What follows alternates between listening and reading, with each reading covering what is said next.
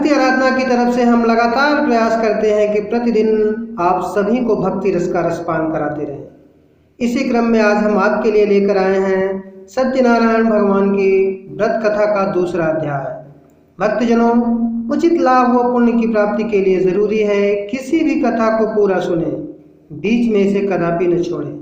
हमारे channel MSS भक्ति आराधना को सब्सक्राइब कर लें ताकि सबसे पहले भक्तिमय वीडियो आप तक पहुंच सके।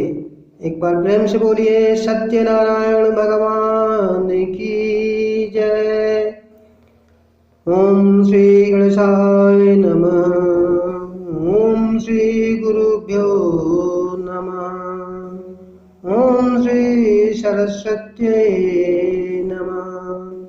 मातृपितृ चरण कमलेभ्यो नमः। सूत जी ने कहा, हे ऋषियों, जिन्होंने पहले समय में इस व्रत को किया है उनका इतिहास कहता हूँ, आप सब ध्यान से सुने। सुंदर काशीपुरी नगरी में एक अत्यंत निर्धन ब्राह्मण रहता था। वह ब्राह्मण भूख और प्यास से बेचैन होकर पृथ्वी पर घूमता रहता था। ब्राह्मणों से प्रेम करने वाले श्री विष्णु भगवान जी ने ब्राह्मण को देखकर एक दिन बूढ़े ब्राह्मण का रूप धारण कर ब्राह्मण के पास जाकर आदर के साथ पूछा, हे विप्रदेव, तुम नित्य ही दुखी होकर पृथ्वी पर क्यों घूमते हो? तब उस ब्राह्मण ने कहा, मैं भिक्षा के लिए पृथ्वी पर फिरता हूँ।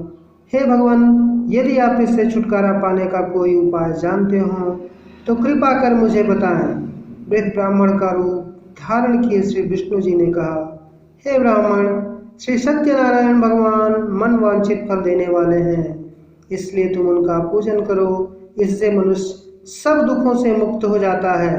ब्राह्मण को व्रत का सारा विधान बताकर बूढ़े ब्राह्मण का रूप धारण करने वाले श्री भगवान जी अंतर्ध्यान हो गए। जिस व्रत को वृद्ध ब्राह्मण ने बताया है, मैं उसको अवश्य करूँगा, यह निश्चय कर वह ब्राह्मण घर चला गया। अगले दिन वह जल्दी उठा और श्री सत्यनारायण जी का व्रत करने का निश्चय कर भिक्षा मांगने के लिए चल दिया। उस दिन उसको भिक्षा में बहुत धन मिला, जिससे उसने पूजा का सामान खरीदा और घर आकर अपने बंधु बांधवों के साथ श्री सत्यनारायण जी का व्रत किया। इसके करने से वह ब्राह्मण सब दुखों से छूटकर अनेक प्रकार की सुख संपत्तियों से युक्त हुआ। तभी से वह विप्र हर मास व्रत करने लगा। इसी प्रकार सत्यनारायण जी के व्रत को जो शास्त्र विधि के अनुसार करेगा वह सब पापों से छूटकर मोक्ष को प्राप्त होगा। आगे भी जो मनुष्य पृथ्वी पर श्री सत्यनारायण जी का व्रत करेगा वह सब दुखों से छूट जाएगा। इस तरह नारद जी ने सत्यनारायण भगवान का कहा हुआ व्रत मैंने आपसे कहा। तब ऋषियों ने कहा, हे मुनीश्वर, संसार में इस विप्र से सुनकर किस किस ने इस व्रत को किया, यह हम सब सुनना चाहते हैं। श्री सूत जी ने कहा, हे मुनियों, जिस जिस प्राणी ने इस व्रत को किया है उन सब की कथा सुनो। एक समय वह ब्राह्मण धन और ऐश्वर्य के अनुसार बंधु बांधवों के साथ व्रत पूजन कर रहा था कि उसी समय एक लकड़हारा आया। उसने लकड़ियां बाहर रख दी और विप्र के घर में चला गया। प्यास से व्याकुल लकड़हारे ने विप्र को व्रत करते देखा। वह प्यास को भूल गया। उसने उस विप्र को नमस्कार किया और पूछा, हे विप्र, आप यह किसका पूजन कर रहे हैं? इस व्रत से क्या फल मिलता है? कृपा करके मुझे बताएं। ब्राह्मण ने कहा, सब मनोकामनाओं को पूरा करने वाला यह श्री सत्यनारायण जी का व्रत है। इनकी ही कृपा से मेरे यहाँ धन धान्य आदि की वृद्धि हुई है। विप्र से इस व्रत के बारे में जानकर वह लकड़हारा बहुत प्रसन्न हुआ।